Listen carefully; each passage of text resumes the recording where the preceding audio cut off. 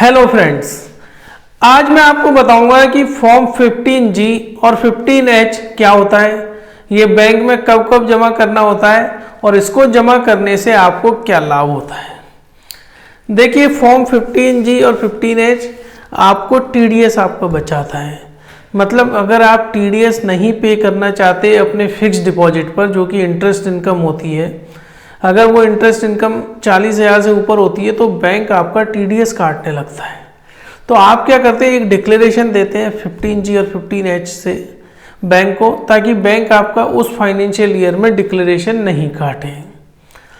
अब होता क्या है, जो एक तरीके का ये डिक्लेरेशन है जो इनकम टैक्स के सेक्शन 197A के अंदर आता है, जिसके अंदर टैक्स पेयर ये डिक्लेरेशन देता है बैंक को या जो भी अथॉरिटी उसका TDS काट रही है कि साल भर के अंदर उसकी इनकम टैक्सेबल इनकम के दायरे में नहीं आती।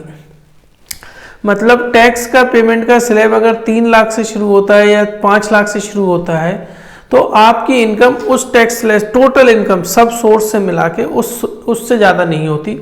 ये एक तरीके का डिक्लेरेशन आप दे देते हैं उस अथॉरिटी को, तो वो आपका TDS नहीं काटती। लेकिन ये TDS हर फाइनेंशियल ईयर में देना होता है। अब आप ये वाला फॉर्म कहाँ सबमिट कर सकते हैं? बैंक में सबमिट कर सकते हैं, क्योंकि वहाँ पर आपका TDS करता है फिक्स डिपॉजिट के इंटरेस्ट पर। पोस्ट ऑफिस में सबमिट कर सकते हैं, LIC premium receipt LIC office में सबमिट कर सकते हैं। TDS ऑन रेंट, कई बार क्या रहता है, अगर यदि आपने अपना मकान या घर या फिर कोई दुकान किराए पर दे रखी है किसी फाइनेंशियल इंस्टीट्यूट को, और वो अगर यदि आपका TDS काटती है तो भी आप ये तरह का डिक्लेरेशन दे सकते हैं।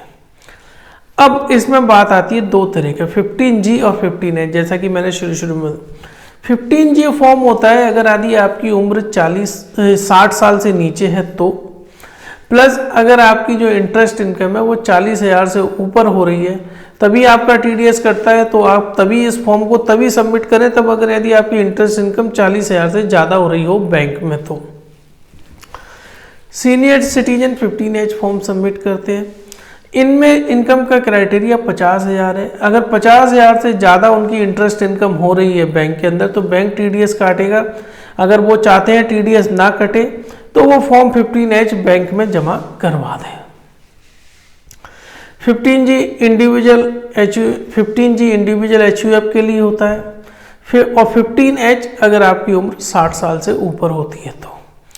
एक तरीके से आपको ये फॉर्म हर साल देना होता है, और वो भी 31 मार्च के पहले, कि उस फाइनेंशियल ईयर में आपका TDS ना कटे। अगर आपका 31 डेट की डेट निकल जाती है तो आप कुछ नहीं कर सकते, फिर आपको रिफंड ही लेना पड़ेगा जब आप इनकम टैक्स रिटर्न भरेंगे तब। अब फॉर्म 15G आप जहाँ भी आपका बैंक है उस बैंक की ब्रांच में सबमिट कर सकते हैं फिजिकली फॉर्म में। अगर आपने इंटरनेट बैंक की सुविधा ले रखी है या मोबाइल बैंकिंग आप यूज़ कर सकते हैं तो उसके अंदर भी 15G और H फॉर्म भरने का ऑप्शन आता है। आप वहाँ पर फॉर्म भर सकते हैं तो आपका टाइम भी बच जाएगा बैंक में जाने का। तो फ्रेंड्स, मुझे पूरी उम्मीद है कि 15G और 15H से अगर आप अपना TDS किस तरीके से बचाएंगे इसके बारे में मैंने सारी इन्फॉर्मेशन आपको दे दी होगी।